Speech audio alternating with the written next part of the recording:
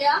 धन्यवाद करते हैं इस दिन के लिए और हम सभी यहाँ पर जुड़े हैं। परमेश्वर की आशीष हम पर है, परमेश्वर की दया और अनुग्रह है जो हम उसके शब्बात दिन को मनाने के लिए यहाँ पर एकत्रित हुए हैं। और आइए हम प्रेयर करेंगे और परमेश्वर के हाथों में इन सारी बातों को देंगे। हालेलुया। परमेश्वर पिता प्रभु जी, हमारे स्वर्गीय पिता, आपका धन्यवाद करते हैं प्रभु जी। आपको पुकारते हैं मेरे पिता, आपके नाम को ऊंचा उठाते हैं मेरे परमेश्वर, क्योंकि आप इस योग्य हैं मेरे राजा, मेरे खुदा बाप प्रभु जी। आज प्रभु जी इस दिन में प्रभु जी सुबह के सुंदर समय के लिए प्रभु आपका धन्यवाद करते प्रभु जी। और पवित्र आत्मा की उपस्थिति और परमेश्वर आपकी भी उपस्थिति हम यहाँ पर मांगते हैं मेरे खुदावन पिता प्रभु जी। जितने भी लोग प्रभु जी हमसे जुड़ने जा रहे हैं मेरे खुदावन प्रभु जी, आपने कहा कि हमारे मन एक है, हम आत्मा में एक हो जाते हैं मेरे प्रभु जी।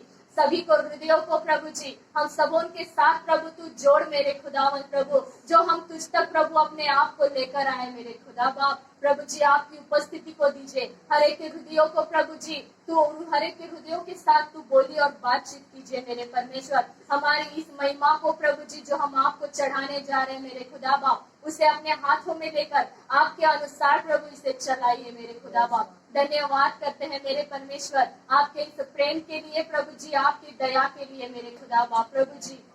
आगे का समय प्रभु आपके पवित्र हाथों में देते हैं। इस विनती को नासरी यीशु के नाम में मांगते हैं, सुन और दया के साथ ग्रहण कीजिए। आमीन। हालेलुया। हम धन्यवाद करते हैं परमेश्वर को, और परमेश्वर ने जो वक्त हमें दिया है उस वक्त को हम परमेश्वर को देने जा रहे हैं। और हम धन्यवाद करते हैं क्योंकि परमेश्वर हमारे साथ सदा रहता है, चाहे कितनी भी बड़ी परेशानियां क्यों ना हो।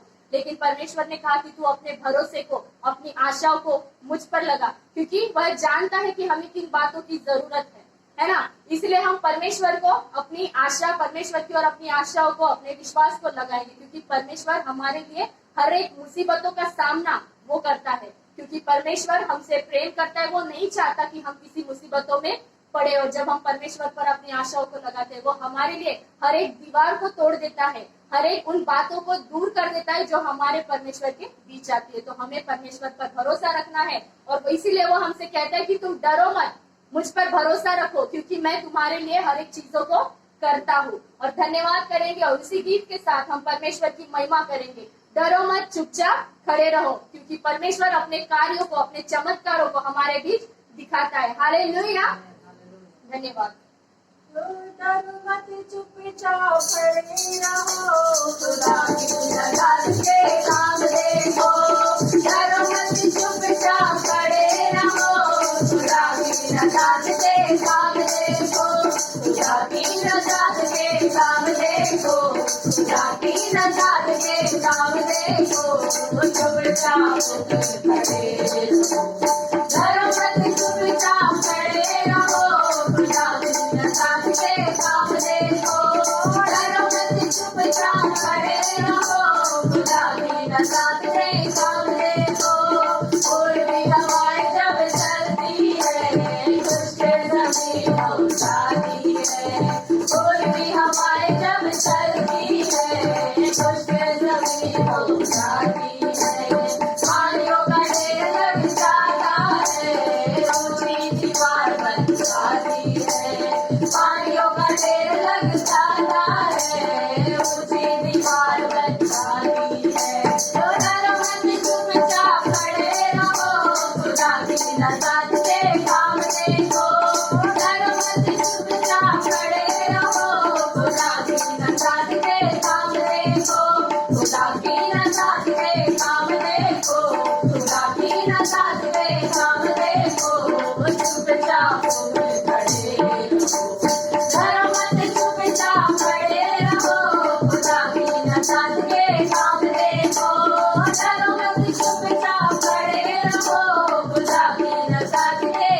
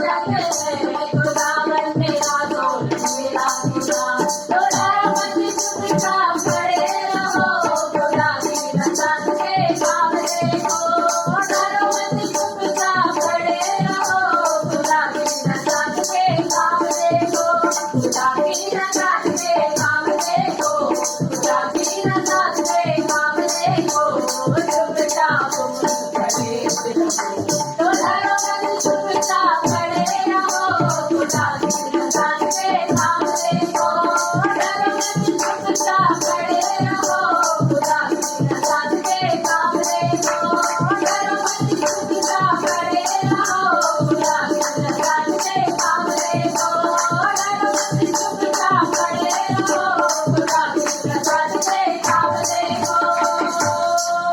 यस पिता प्रभु यीशु राजा, ओ प्रभु तू वो खुदा है मेरे पिता प्रभु जी, जो हमारे मनों को जांचने वाला है प्रभु, तो हमारे लिए मार्ग को खोलता है प्रभु, हर एक असंभव बात प्रभु जी तू हमारे लिए पूर्ण करता है राजा।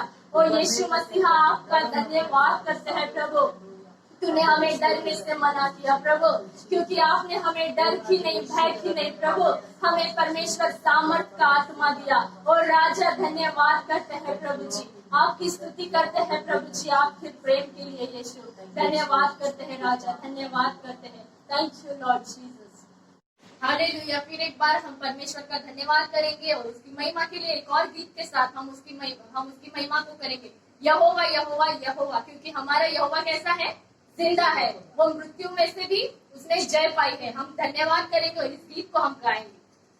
यहोवा यहोवा यहोवा यहोवा यहोवा यहोवा यहोवा यहोवा यहोवा यहोवा यहोवा यहोवा यहोवा यहोवा यहोवा यहोवा यहोवा जिंदा खुदा वो हमारा बादशाह यहोवा जिंदा खुदा वो हमारा बादशाह वो मसीह में मुकद्दस हुआ यहोवा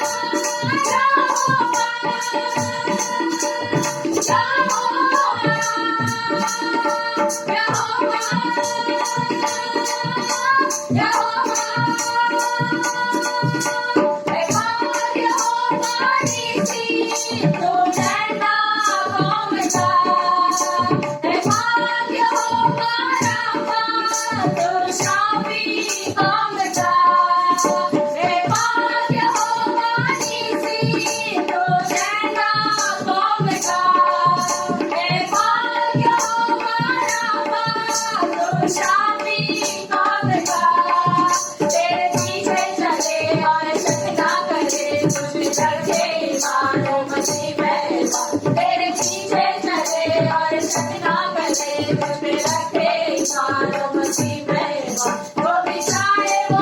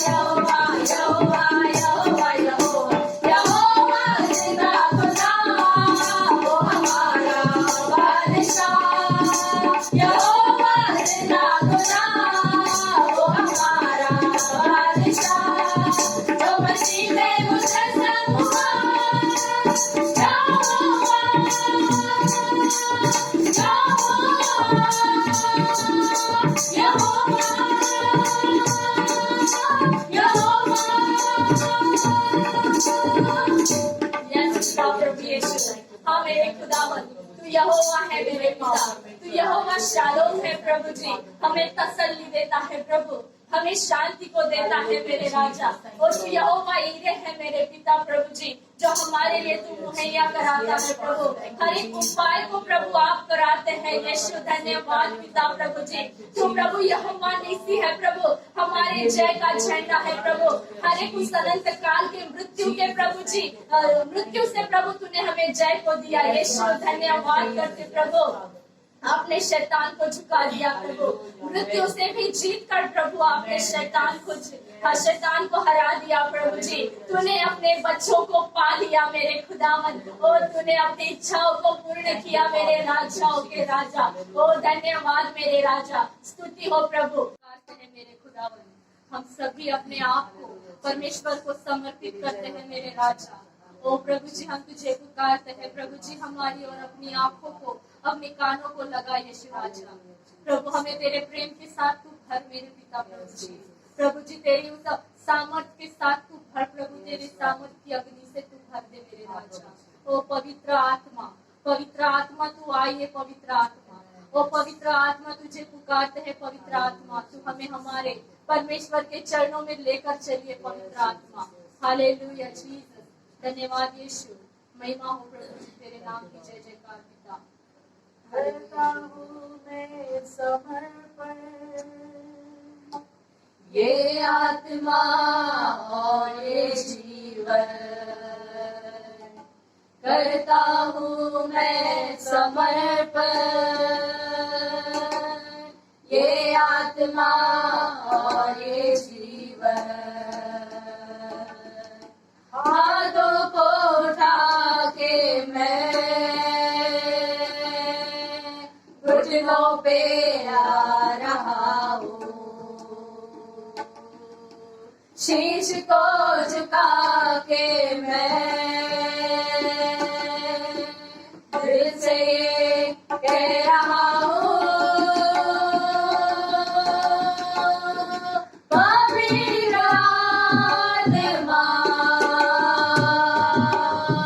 पवित्र आत्मा, पवित्र आत्मा, पवित्र आत्मा, पवित्र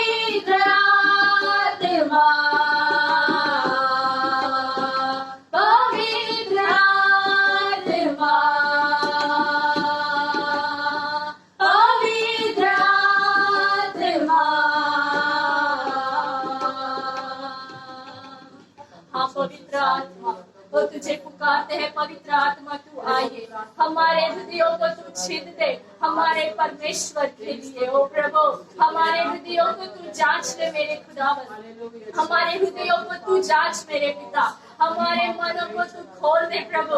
ओ यीशु तू हमें नए मनों को देने वाला है यीशु, तो उस नए मन में प्रभु अपनी प्रेम की सामर्थ से तू भर, ओ तेरी आत्मा की अग्नि से प्रभु जी तू भर दे प्रभु जी। ओ तेरा प्रेम प्रभु हमें दे प्रभु, तेरा प्यार हमें दे प्रभु, तेरा स्वभाव हमें दीजिए प्रभु। हर एक के हृदयों को तू जांच मेरे पिता, हर एक के हृदयों को तू खोल दे मेरे राजा। ओ यीशु तेरी महिमा सबसे ऊंची है मेरे पिता, प्रभु जी आपका नाम सदा ऊंचा रहे मेरे राजा। ओ खुदा आपका धन्यवाद हो प्रभु जी, तेरे नाम की जय जयकार हो प्रभु जी। यीशु हालेलुया जीसस, धन्यवाद पिता, धन्यवाद पिता। थैंक यू जी यीशु तेरे नाम वाचले तुझे जीवनाहून उष्ट प्रभु, वाचले तुझे जीवनाहून श्रेष्ठ प्रभु, दयानी तुझी आकाशहून उष्ट प्रभु, दयानी तुझी आकाशहून उष्ट आकाशहून उंच प्रभु, आकाशहून उंच प्रभु, तू खडकेश माझा शरण स्थानेचो, तू खडकेश माझा शरण स्थानेचो, आधार प्रभु तोच माझा सावध घेतो, आधार प्रभु तोच माझा सावध घेतो, तू खडकेश माझा शरण स्थानेचो, आधार प्रभु तोच माझा सावध घेतो, आधार प्रभु तोच माझा सावध घेतो, वाचले तुझे जीवनाहून श्रेष्ठ प्रभु,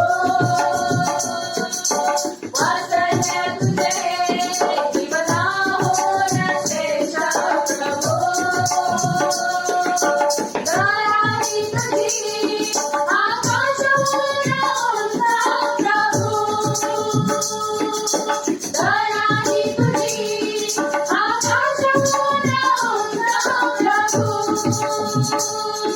आकाशहून उंच प्रभु, आकाशहून उंच प्रभु,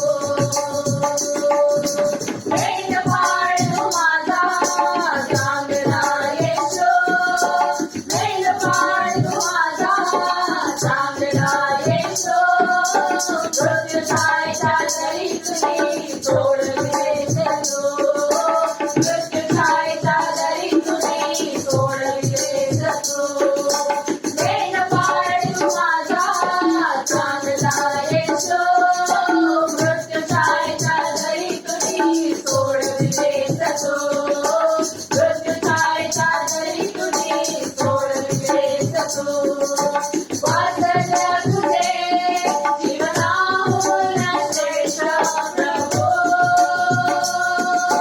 वाचले तुझे जीवनाहून श्रेष्ठ प्रभु,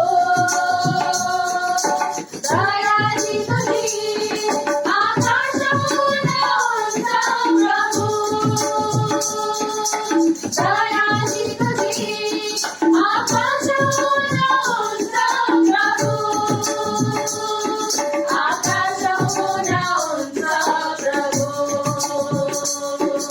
आकाशहून उंच प्रभु, आकाशहून उंच प्रभु, आकाशहून उंच प्रभु। हाँ पिता प्रभु जी, धन्यवाद करते हैं मेरे खुदा बाप प्रभु जी, क्योंकि आपकी महिमा प्रभु आसमानों में भी ऊंची है मेरे खुदा प्रभु जी। तो हमारा प्रभु जी चरवाहा है प्रभु जी, जो हमें चराता है प्रभु जी। हमें हर एक बातों की जरूरतों का ख्याल आप रखते हैं प्रभु। धन्यवाद करते हैं पिता प्रभु जी, आपकी उपस्थिति को देने के लिए यीशु आपका धन्यवाद करते प्रभु जी। जो भी आपने किया, आपने चलाया प्रभु, आपका धन्यवाद करते प्रभु। ओ प्रभु जी, जो आप चाहते हैं वही हमारे जीवन से आप पूर्ण कीजिए मेरे राजा। हमारा जीवन तेरे लिए हो मेरे राजा, ये विनती है प्रभु जी आपसे। ओ यीशु धन्यवाद करते प्रभु। आगे की सारी बातों को आप अपने पवित्र हाथों में लेकर चलाइए प्रभु जी। सारे वचनों को प्रभु जी आप अपने पवित्र हाथों में लेकर चलाइए। हर एक के हृदयों को तू तैयार कीजिए यीशु, ताकि तेरी व्यवस्था की उन अद्भुत बातों को हम देखें राजा। Thank you Jesus. सारा समय आपके पवित्र हाथों में दे दे, यीशु के नाम में मांगते, सुन और दया से ग्रहण कीजिए खुदा। आमीन।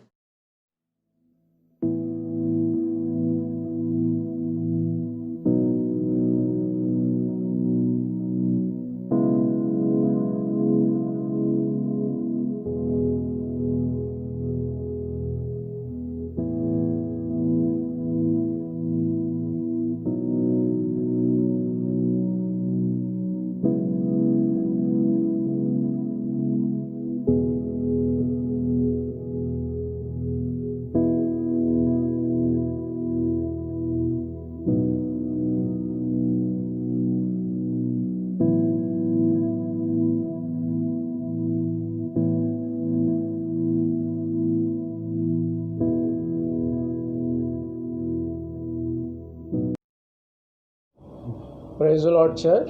प्रभु का धन्यवाद हो आज के दिन के लिए। परमेश्वर ने हमें मौका दिया है कि हम लोग उसकी आराधना करें, उसकी स्तुति करें, उसको महिमा दें। और हमने अभी आराधना की और प्रभु अपने उपस्थिति के साथ में हमारे बीच में था, इसलिए हम परमेश्वर को धन्यवाद देते हैं। और ये समय है कि हम परमेश्वर के वचनों के द्वारा हम उसके बातों को सुने कि प्रभु हमसे क्या बोलता है और क्या हमें सिखाना चाहता है। और आज की इस सुबह के समय हम विशेष करके परमेश्वर के उन सच्चाई की ओर ध्यान देंगे जहाँ पे परमेश्वर हमारे जीवन के विषय में, जो उसका उद्देश्य है, उसके विषय में हमें कुछ बताना चाहता है। हम लोग इफिसियों की किताब का उसका 2 अध्याय उसके 10वें वचन की ओर आएंगे, जहाँ पे परमेश्वर का वचन इस प्रकार से कहता है, क्योंकि हम उसके बनाए हुए हैं। हम लोग परमेश्वर के बनाए हुए लोग हैं और हम विशेष करके प्रभु को धन्यवाद दें कि उसने हमें बनाया है, उसने हमारा निर्माण किया है। हम परमेश्वर के जब गीतों को गाते हैं तो कई बार हम इस गीत को गाते हैं कि मेरे जीवन का मकसद है तू, मेरे जीने का कारण है तू। मेरे और आपके जीवन में परमेश्वर का कौन सा उद्देश्य है, परमेश्वर की कौन सी इच्छा है और उस इच्छा को मैं और आप कैसे अपने जीवन में पूर्ण कर सकते हैं या पूरा करना है, इसके विषय में परमेश्वर के वचन हमें किस प्रकार से मार्गदर्शन करते हैं, ये हमारे लिए विशेष करके जानना ज़रूरी है। और यहाँ पे हम लोग देखते हैं कि मैं और आप परमेश्वर के द्वारा बनाए गए हैं। परमेश्वर ने हमें बनाया है और हम मसीह यीशु में उन भले कामों के लिए सृजे गए हैं जो प्रभु यीशु मसीह जिसने इस संसार में अच्छे काम किए, उसी काम को परमेश्वर चाहता है कि वो काम हम अपने जीवन के द्वारा इस संसार में पूरे करें। उस कार्यों को हम अपने जीवन के द्वारा पूर्ण करें। और यहाँ पे लिखा है कि परमेश्वर ने उसे पहले से हमारे लिए करने के लिए तैयार किए। पहले से परमेश्वर, मैं और आप इस संसार में आने के पहले परमेश्वर ने उन सारे कामों को जो मुझे और आपको, अब जब मैंने और आपने परमेश्वर के उस उद्धार को पाया है, उस समय से लेके मेरे और आपके जीवन में उस भले कामों को करने के लिए परमेश्वर ने पहले से उसका नियोजन किया है, पहले से उसको बना के रखा है कि हम लोग परमेश्वर के उस कामों को अपने जीवन में करें, उसकी मालूमात करें। और इसलिए आज हम जानने की कोशिश करेंगे कि कौन से काम परमेश्वर तुम्हारे और मेरे जीवन के द्वारा करवाना चाहता है, परमेश्वर की इच्छा मेरे और आपके जीवन के लिए क्या है। इसको हम लोग परमेश्वर के वचनों में से समझने की कोशिश करेंगे। भलाई हमारे जीवन में हम अलग अलग प्रकार के बातों को सोचते होंगे, अलग अलग प्रकार के बातों के विषय में हम जानते होंगे, लेकिन मेरे और आपके जीवन का इस परमेश्वर ने निर्माण करने के पीछे कौन सा उद्देश्य है, उसे मुझे और आपको जानना ज़रूरी है, ताकि मैं और आप उस परमेश्वर की इच्छा को समझ सके, उस परमेश्वर की इच्छा को जान सके। और इसलिए हम लोग और सविस्तर हम लोग परमेश्वर के वचनों में से इन बातों को देखने की कोशिश करेंगे। पौलुस विशेष करके इफिसियों की कलीसिया में इन बातों को कलीसिया को बता रहा। आज वही बातें परमेश्वर हमारे जीवन में, हमारे कलीसिया में भी बताने की कोशिश कर रहा है कि कैसे मैं और आप परमेश्वर की इच्छा को जान सकते हैं, कैसे मैं और आप इस परिस्थिति में जो अब इस समय हम लोग जी रहे हैं, हम परमेश्वर के उद्देश्य को जान सकते हैं। क्योंकि पौलुस कलीसिया को अलग अलग रीति से वह ये बात बताने की कोशिश करता है कि जब हम संसार में रहते हैं तो हमारे जीवन में परमेश्वर का जो इच्छा है वह किस रीति से मुझे और आपको पूरी करना है। और इसलिए मेरे प्रियो, हम विशेष करके प्रभु के वचनों की ओर ध्यान दें, परमेश्वर के वचनों को पढ़ें, उसको समझने की कोशिश करें। पौलुस यहाँ पे इस कलीसिया को कुछ बातों को बता रहा है, जिसे हम लोग इसी इफिसियों की पत्री के 5वें अध्याय के हम लोग 1 से लेकर 17वें आयत तक हम लोग पढ़ेंगे। तो हम लोग इफिसियों की किताब के 5वें अध्याय और उसे 1 से 17वें वचनों तक हम लोग परमेश्वर के वचनों में से देखेंगे कि प्रभु हमसे क्या बोलता है। यहाँ पे पौलुस कह रहा है कि इसलिए प्रिय बालकों के समान परमेश्वर का अनुकरण करो। हमने पिछले समय देखा है कि जब चेले लोग परमेश्वर के राज्य में कौन प्रवेश करेगा, इसके विषय में जब यीशु मसीह से चर्चा कर रहे थे, उस समय यीशु मसीह ने कहा कि जब तक तुम अपने आप को बालकों के समान नहीं बनाओगे, अपने मनों को नहीं फिराओगे, तो वो परमेश्वर के राज्य को देख नहीं सकता। और यहाँ पे पौलुस उसी बातों को दोहरा रहा है। वो कह रहा है कि तुम बालकों के समान, जो आज्ञाकारिक बालक रहते उनके समान परमेश्वर के अनुकरण करो। यानी परमेश्वर ने जो अनुकरण मेरे और आपके लिए अपने पुत्र के द्वारा प्रकट किया है, उस अनुकरण को मुझे और आपको करना है।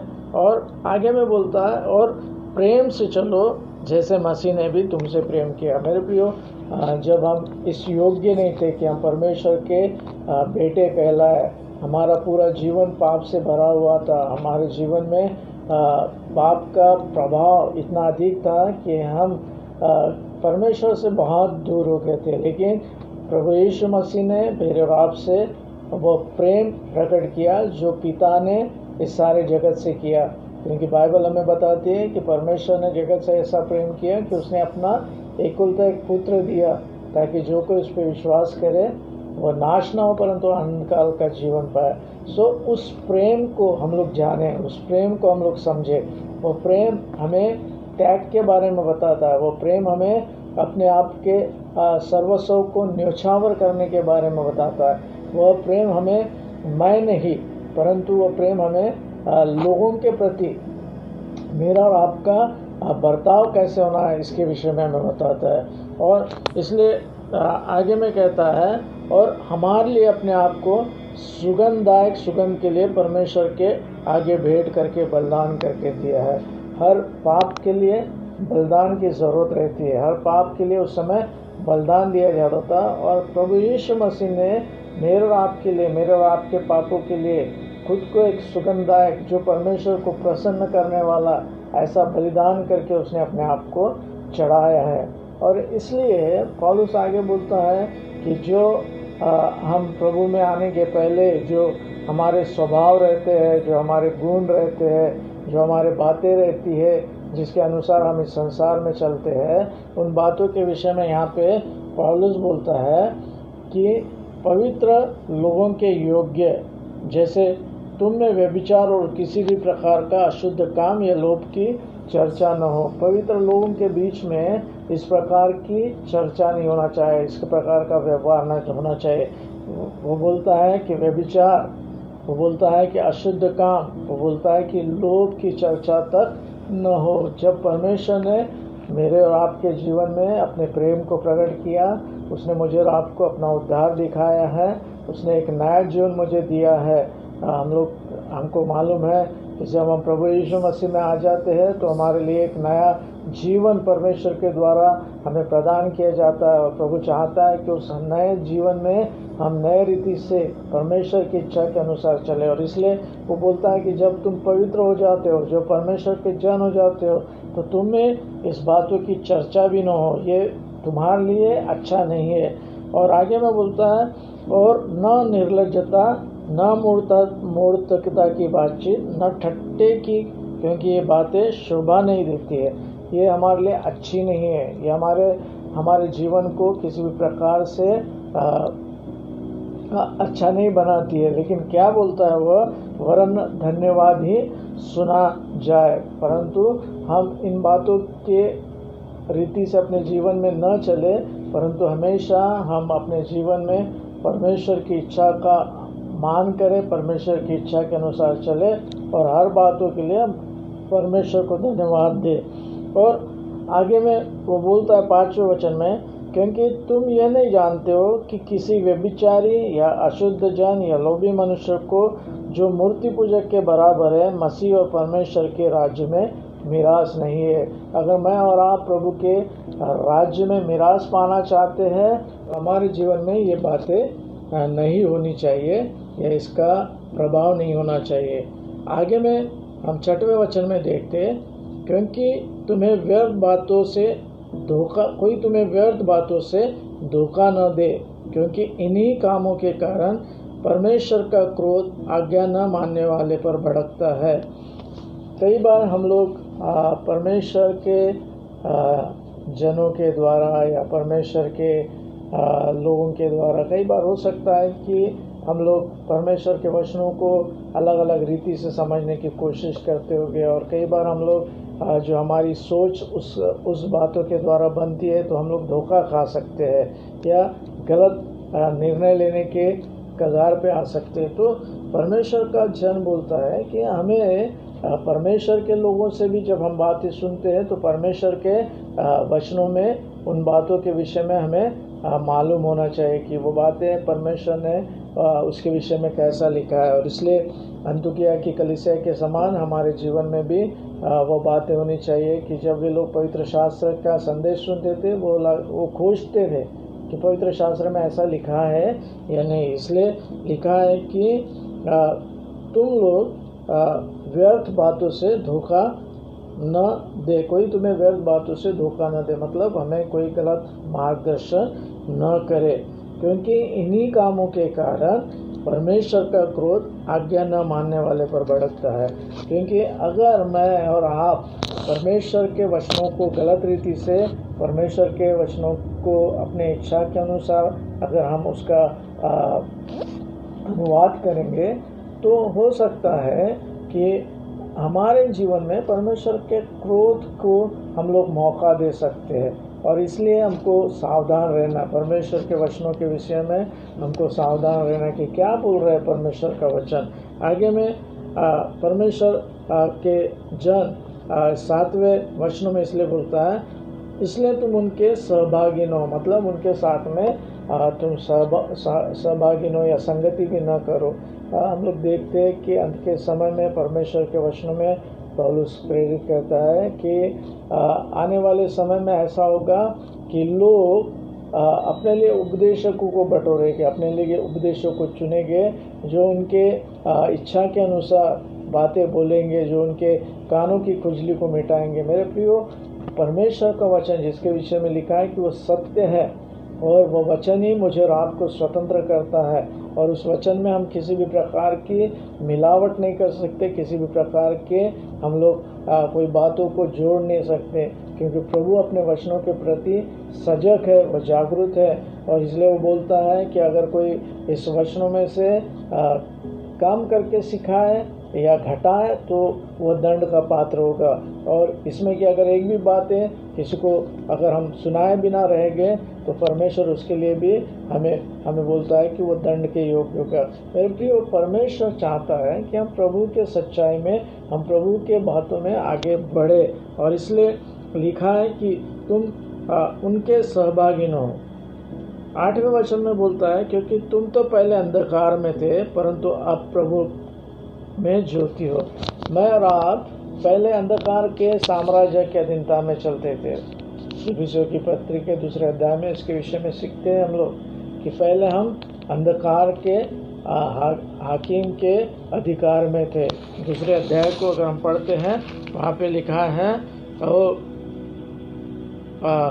उसने तुम्हें भी जिलाया जो तुम्हें अपने अपराधों और पापों के कारण मरे हुए थे, जिनमें तुम पहले इस संसार की रीति पर और आकाश के अधिकार के हाकिम अर्थात उस आत्मा के अनुसार चलते थे जो अब भी आज्ञा न मानने वालों में कार्य करता है। मतलब मेरा और आपका जीवन प्रभु में आने के पहले उस अंधकार के राज्य के, उस अंधकार के हाकिम के अनुसार हम लोग अपने जीवन जीते थे।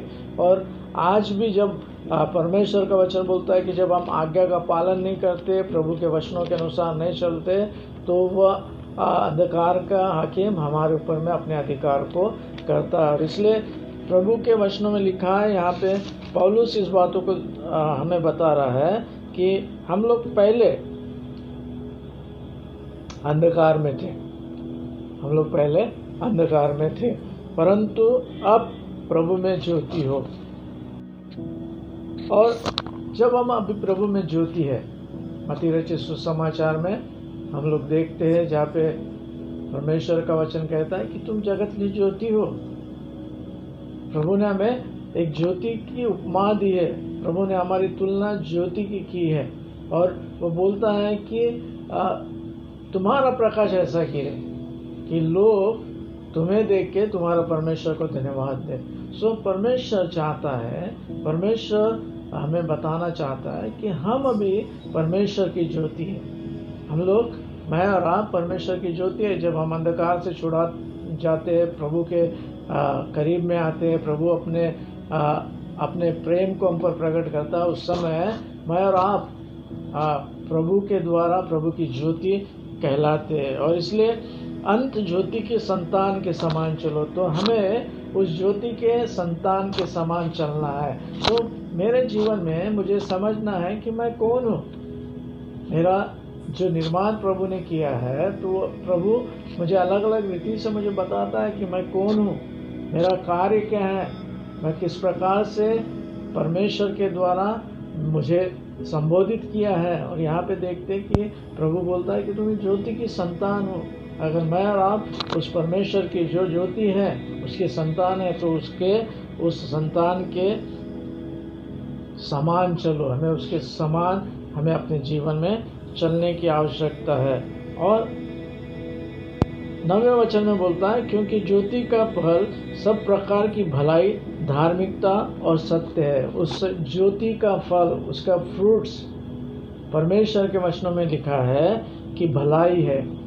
आज शायद हो सकता है मेरे जीवन में मैं कई बार इस भावनाओं को नहीं समझ पाता हूँ कि मुझे लोगों के साथ में भलाई करना है, चाहे मेरा दुश्मन भी हो।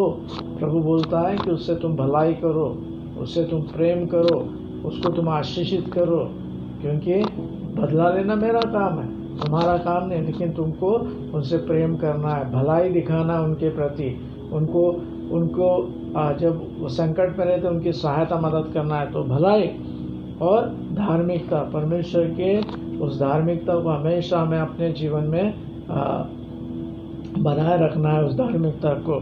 और आगे में बोलता है और सत्य है, वह सत्य है। अगर परमेश्वर की ज्योति मुझ में और आप में है तो मैं भलाई करने वाला व्यक्ति, सत्य में चलने वाला व्यक्ति और प्रभु के धार्मिकता को के अनुसार चलने वाला व्यक्ति बनूंगा।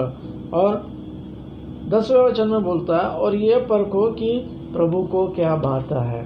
हमें परखना है कि हमारा परमेश्वर को क्या पसंद है, हमारे परमेश्वर को क्या भाता है। आज हम अपने जीवन में हमेशा मुझे क्या पसंद है, मेरी क्या इच्छा है, इसी के अनुसार हम लोग जीवन बिताते हैं। लेकिन प्रभु में आने के बाद में मेरे अंदर में वो बदलाव आना चाहिए और मुझे हमेशा याद रखना है कि मेरे जीवन में परमेश्वर को क्या अच्छा लगता है, परमेश्वर को क्या अच्छा उसको पसंद है, इसके विषय में मुझे हमेशा जागरूक रहना है। रोमियो की किताब उसके 12वें अध्याय में हम लोग इसके विषय में पढ़ते हैं, जहाँ पहले और दूसरे वचन में परमेश्वर का जन इस प्रकार से कहता है। रोमियो की किताब उसका 12वां अध्याय,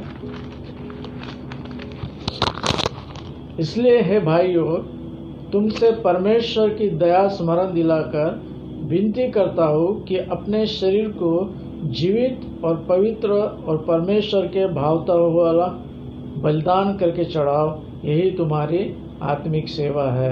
और यहाँ पे लिख रहा है कि हमें परमेश्वर के उस दया को याद करना है, जो दया प्रभु ने तुम पर और मुझ पर प्रकट की, उसको हमें याद करना है। और वो बोलता है कि मैं इसलिए तुमसे विनती करता हूँ, तुमको मैं फिर से एक बार प्रार्थना करता हूँ कि तुम्हें क्या करना है, अपने शरीरों को परमेश्वर के लिए जीवित, पवित्र और परमेश्वर के भावता हुआ, परमेश्वर को पसंद ऐसा हमको बलिदान चढ़ाना है। और यहाँ पर पौलुस उसी बातों को यहाँ पे दोहरा रहा है कि ये परखो कि प्रभु को क्या भाता है, ये परख के देखो कि परमेश्वर को क्या अच्छा लगता है। हम लोग कई बार प्रभु के वचनों में नहीं देखते कि हमें परमेश्वर को क्या अच्छा लगता है। परमेश्वर की इच्छा को समझने की कोशिश करना है और उसके अनुसार हमें परमेश्वर के मार्गों में चलना है। और आगे में बोलता है और अंधकार के निष्फल कामों में सहभागी न हो, वरन उन पर उलाहना दो। अगर हम लोग परमेश्वर के जन हैं, हम लोग प्रभु के लोग हैं और हमें कभी अपने भाइयों के बीच में कोई गलत बात दिखती है तो हमें उन्हें समझाना है, उनको उसके विषय में जानकारी देना है कि भाई ये जो बातें तुम कर रहे हो वह गलत है। और यहाँ पे लिखता है कि तुमको उलाहना देना, अंधकार के निष्फल कामों में सहभागी न हो, परंतु उनमें उलाहना देना है, क्योंकि उनके गुप्त कामों की चर्चा भी लज्जा की बात है। आज कई बार हम मसीह लोगों के जीवन में कई छुपे हुए पाप रहते हैं जिसकी चर्चा भी हम लोग नहीं करते, तो उसकी चर्चा भी करना लज्जा की बात है बोलता है। और आगे में बोलता है पर जितने कामों पर उलाहना दिया जाता है वे सब ज्योति में प्रकट होते हैं। जो भी बातें हम जिसकी भी उलाहना करेंगे वो परमेश्वर के उस ज्योति में प्रकट होती है, वो ज्योति में प्रकट होती है। प्रभु यीशु मसीह बोलता है ऐसी कोई भी बातें नहीं है जो छुपी रहेंगी, जो छुपा है वह खुला हो जाएगा, जो ढपा हुआ है वो खुला हो जाएगा। तो मेरे प्रियो, कई बार हम लोग सोचते हैं कि हम लोग ये गलती कर रहे हैं या ये बातें हम लोग कर रहे हैं, कोई हमें नहीं देख रहा है, कोई हमें नहीं जान रहा। इसका मतलब ये नहीं है कि वो हमें नहीं जान रहा, लेकिन हमें ये बातों को ध्यान रखना है कि हमारा परमेश्वर जिसकी नज़र सब ओर है वो हमारे उन बातों को जानता है। और इसलिए बोलता है कि वो सारी बातें ज्योति में प्रकट होती है, क्योंकि जो सब कुछ प्रकट करता है वो ज्योति है। क्योंकि जो प्रभु यीशु मसीह जिसको जगत की ज्योति कहा गया है, वो उसके बारे में यहाँ पे लिखा है, क्योंकि जो सब कुछ प्रकट करता है वो ज्योति है। वही प्रभु सब छुपी हुई बातों को प्रकट करेगा, वही प्रभु सब छुपी हुई बातों को बताएगा। तो ज्योति में सारी बातें प्रकट हो जाएगी।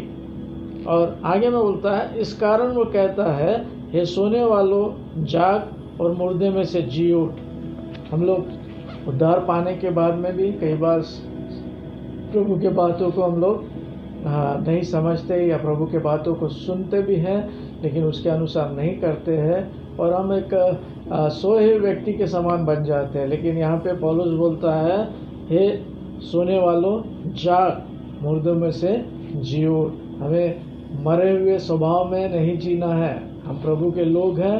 प्रभु ने हमारे लिए बहुत सुंदर से बातों को करने के लिए हमारे जीवन को बनाया है और इसलिए हमें परमेश्वर के उन बातों के लिए अपने आप को तैयार करना है। और इसलिए बोलता है कि हमें सोते नहीं रहना है, हमें जागना है, हमें उस नए जीवन को समझना है, उसके अनुसार चलना है।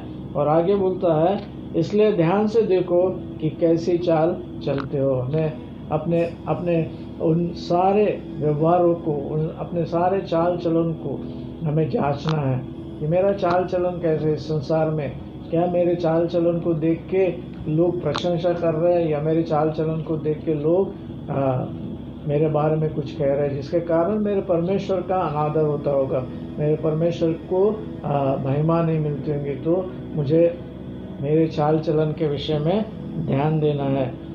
और निर्बुद्धियों के समान नहीं, पर बुद्धिमानी के समान चलो।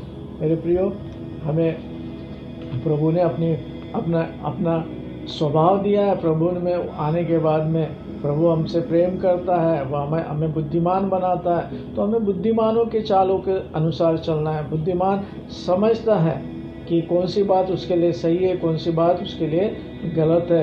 तो इसलिए बाइबल में लिखा है कि बुद्धिमानों के समान चलो। हम इस दुनिया को देख के हम अपने चाल को बदला सकते हैं। आज दुनिया के चाल को हम जब देखते हैं तो उसका व्यवहार परमेश्वर के दृष्टि में ठीक नहीं है, लेकिन आज प्रभु हमें मौका दे रहा है कि हम उस अंधकार के चाल से न चले, परंतु बुद्धिमानों के चाल के अनुसार चले। और आगे में बोलता है, अवसर को बहुमूल्य समझो। जो अवसर मुझे आपको मिला है उसको हमें बहुमूल्य समझना है। और इसलिए परमेश्वर का वचन बोलता है कि इसलिए अवसर को बहुमूल्य समझना है, क्योंकि दिन बुरे हैं। क्योंकि दिन बुरे हैं। हम लोग आज देख रहे हैं कि दुनिया में बुराइयां बढ़ती जा रही है। दुनिया में बुराइयों का प्रमाण बढ़ रहा है। लोग बुराई से प्रेम कर रहे हैं। और इसलिए बोलता है कि तुम्हें क्या करना है, ये जो समय है जो हमारे जीवन में हमें मिल रहा है, हम इस समय में जी रहे हैं, हम दुनिया में देख रहे हैं कि कैसे बुराई बढ़ रही है। तो वो बोलता है कि अवसर को बहुमूल्य समझो। ये जो समय है उसको बहुमूल्य समझे। और 17 वचन में बोलता है, इस कारण निर्बुद्धि न हो, पर ध्यान से समझो कि प्रभु की इच्छा क्या है। मतलब मुझे मूर्खता के समान नहीं रहना है, मुझे उस मूर्खता के समान अपने व्यवहार को नहीं करना है, परंतु मुझे ध्यान से समझना है कि परमेश्वर की इच्छा क्या है। मेरे रात में प्रभु कौन सी इच्छा प्रकट करना चाहता है, उसके बारे में मेरे जीवन में मुझे जानने की ज़रूरत है। और इसलिए मेरे प्रियो, ये इस समय मैं और आप जब प्रभु के द्वारा चुने गए हैं, परमेश्वर ने हमसे प्रेम किया, हमें अपना बेटा बनाया है, तो मेरे जीवन में परमेश्वर किस इच्छा को पूर्ण करना चाहता है, इसको जानने के लिए मुझे परमेश्वर ने कौन से बातों के द्वारा मुझे संबोधित किया है, इसको मुझे और आपको जानना ज़रूरी है। तो यहाँ पे हम लोग देखते हैं कि परमेश्वर की इच्छा मेरे जीवन में, मैं ज्योति की संतान की समान अपने जीवन को प्रकट करूं, मैं अंधकार के कामों को न करूं, उस पर उल्हाना दूं, उससे दूर रहूं, और परमेश्वर के उस जन के समान मैं अपने जीवन को व्यतीत करूं। मेरे प्रिय प्रभु आपको अपने इन वचनों को सुनने के द्वारा आशीषित करे और आपके जीवन में उस परिवर्तन लाने के लिए प्रभु आपकी सहायता मदद करें। हम लोग प्रार्थना करेंगे। प्रभु इस दिन के लिए हम आपको धन्यवाद करते हैं। आज की सुबह एक बार फिर से आपने हमें नया जीवन दिखाया, उसके लिए हम आपका धन्यवाद करते हैं। प्रभु इस शब्बात दिन को मनाने के लिए आपने मौका दिया, इसलिए हम धन्यवाद करते हैं। प्रभु आपके वचनों के द्वारा हमारा जीवन आपके उद्देश्य के लिए बनाया गया प्रभु जी, और उस उद्देश्य के अनुसार हम चले। इसलिए प्रभु आज जब इन वचनों में से हमने सुना कि हमें अंधकार के कार्यों को अपने जीवन से त्यागना है और ज्योति के संतान के समान हम परमेश्वर के उन बातों को अपने जीवन में धारण करना है, ताकि हमारे जीवन के द्वारा आपको महिमा मिले। सारी महिमा आपको देते हैं। उद्धारकर्ता प्रभु यीशु मसीह के नाम से मांगते सुनिए, कबूल कीजिए।